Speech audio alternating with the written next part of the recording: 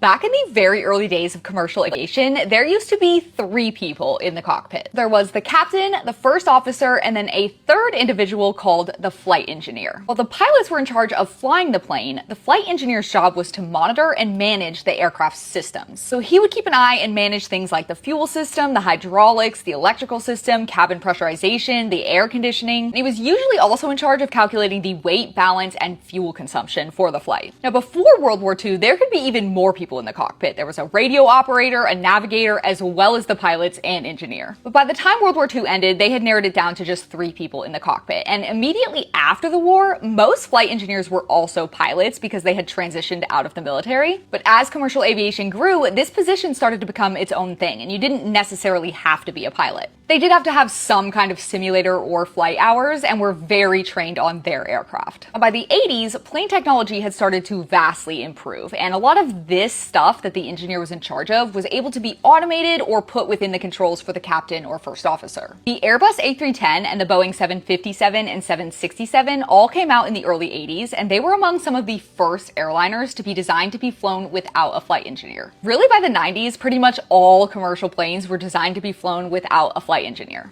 Flight engineers are still used sometimes in the military as well as on some cargo flights.